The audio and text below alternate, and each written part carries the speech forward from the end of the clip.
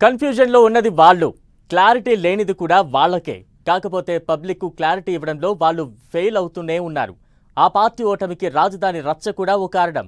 అయినా వైసీపీ తీరు మారడం లేదు.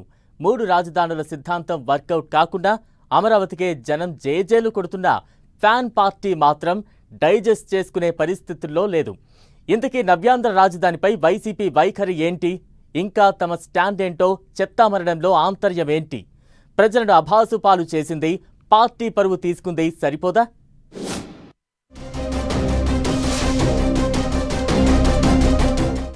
రాజధాని మీద తమ స్టాండ్ ఏంటో వైసీపీకి ఇంకా క్లారిటీ లేదా? 3 రాజధానుల మురిపెం తీరినా తీరు మారట్లేదా? నవ్వుల పాలైంది చాలదా? ఎన్నాళ్ళీ సన్నాయి నొక్కులు? 8 నెలల కిందటి వరకు అదో ముగిసిన కథ. ఇప్పుడది తిరిగి నిలబడుతున్న 8 కోట్ల మంది ఆంధ్రుల ఆత్మగౌరవ ఎజెండా. తుడిపేద్దామనుకున్న చరిత్రను తిరిగి రాస్తున్న సమయంలో చావు దెబ్బతిని కూడా మళ్లీ పాత రాగమే వినిపిస్తోంది వైసీపీ. అసలు ఏపీకంటూ ఓ రాజధాని లేదని గత 5 ఏళ్లు అభాసుపాలు చేసి మీ రాజధాని ఏంటని అడిగితే సగటు ఆంధ్రుడు సమాధానం చెప్పుకోలేని పరిస్థితిని క్రియేట్ చేసి ఇప్పుడు మళ్లీ కొత్త బ్యాక్గ్రౌండ్ మ్యూజిక్ ప్లే చేస్తోంది వైసీపీ. 2015లో ఏపీ రాజధాని అమరావతిగా డిసైడ్ చేసింది అప్పటి టీడీపీ ప్రభుత్వం. అప్పుడు అపోజిషన్ లో ఉన్న వైసీపీ కూడా ఓకే చెప్పింది. కట్ చేస్తే 2019లో పవర్లోకి రాగానే టోన్ మార్చేశారు. 3 రాజధానులు అంటూ రోజుకో కథ చెప్పారు. తీరా అటు ప్రజలను ఇటు తమ పార్టీని నవ్వుల పాలు చేసిన ఆ నేత ఘోరంగా ఓడినా తీరు మార్చుకోవడం లేదు. వైసీపీ పవర్లో ఉన్నప్పుడు తెర మీదకొచ్చిందే 3 రాజధానుల ముచ్చట. లెజిస్లేటివ్ క్యాపిటల్ గా అమరావతి, ఫైనాన్షియల్ క్యాపిటల్ గా విశాఖ, జ్యుడిషియల్ క్యాపిటల్ గా కర్నూలని కొత్త స్టోరీ చెప్పి లాస్ట్ కు బొక్కబోర్లా పడింది వైసీపీ. చెప్పినట్లుగా విశాఖ నుంచి పాలన ప్రారంభించలేదు. పోని కర్నూలులో హైకోర్టు బెంచ్ను కూడా ఏర్పాటు చేయలేకపోయింది. అలా ఏపీ రాజధాని ఏంటో క్లారిటీ లేకుండానే 5 ఏళ్లు గడిచిపోయాయి.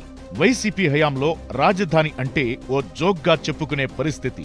సోషల్ మీడియాలో ట్రోల్స్ ను గుర్తు చేసుకుంటే బాధపాఠం తప్ప ఇంకోటి ఉండదు. అదంతా ఒకెత్తైతే ఎన్నికల్లో వైసీపీ 3 రాజధానుల స్లోగన్ కు ప్రజలు మూతోడ్ జవాబిచ్చారు. విశాఖ క్యాపిటల్ అని గొప్పగా చెబితే ఉత్తరాంధ్ర ప్రజలిచ్చిన తీర్పు చూస్తే దెమ్మదిరిగి బొమ్మ కనిపించింది. కర్నూలు జ్యుడిషియల్ క్యాపిటల్ అంటే కంచుకోట బీటలు వారింది. ఇక అమరావతి చుట్టుపక్కల ప్రజలు కొడితే ముఖం పగిలిపోయింది. ఇంత జరిగి పబ్లిక్ పల్స్ ఏంటో తెలిసినా కూడా మళ్లీ 3 రాజధానులపై తమ స్టాండ్ ఏంటో చెబుతామంటోంది వైసీపీ. ఓ రాజకీయ పార్టీకి ప్రజల నిర్ణయమే ముఖ్యం. పబ్లిక్ పల్స్ ను పట్టుకుని డెసిషన్స్ తీసుకుంటేనే మనుగడ ఉంటుంది. కానీ ఈగోకు పోయి చంద్రబాబు తెచ్చిన అమరావతిని కాదని, అక్కడేదో స్కామ్ జరిగిందని కొండంత పాట పాడి ఏదో రాగం తీసింది వైసీపీ. సరే, అంత చేసినా 3 రాజధానులను ఇంప్లిమెంట్ చేశారా అంటే అదీ లేదు. పలుసార్లు కోర్టు మొట్టికాయలు వేయడంతో అధికారంలో ఉన్నప్పుడు 3 క్యాపిటల్స్ డెసిషన్ ను ఇంప్లిమెంట్ చేయలేకపోయారు. అలా అని ఆ నిర్ణయాన్ని వెనక్కి తీసుకోలేదు. ఇప్పుడు అపోజిషన్ లోకి వచ్చాక కూడా తీరు మారకపోతే ఎలా అని ప్రశ్నిస్తున్నారు ఏపీ ప్రజలు. రాష్ట్రం విడిపోయి 10 ఏళ్లైనా రాజధాని లేని రాష్ట్రంగా ఆగం చేసి ఇప్పుడిప్పుడే ట్రాక్ ఎక్కుతున్న అమరావతి పనులపై అక్కసు ఎందుకని క్వశ్చన్ చేస్తున్నారు పబ్లిక్. ఇప్పుడు కాకపోతే ఇంకో 40 ఏళ్లకు రాజధాని నిర్మాణం జరిగినా అమరావతి క్యాపిటల్. ఇదే ఫైనల్, మేం ఫిక్స్ అయ్యాం, మీరు డిసైడ్ అయిపోండంటూ వైసీపీకి సూచిస్తున్నారు. ఇప్పుడు ఏపీలో కూటమి ప్రభుత్వం ముగిసిన అధ్యాయమనుకున్న దాన్ని తెరిచింది. కేంద్రాన్ని బతిమాలో, రిక్వెస్ట్ చేసో, సిచ్యువేషన్స్ వివరించో ఫండ్స్ తెస్తున్నారు సీఎం చంద్రబాబు.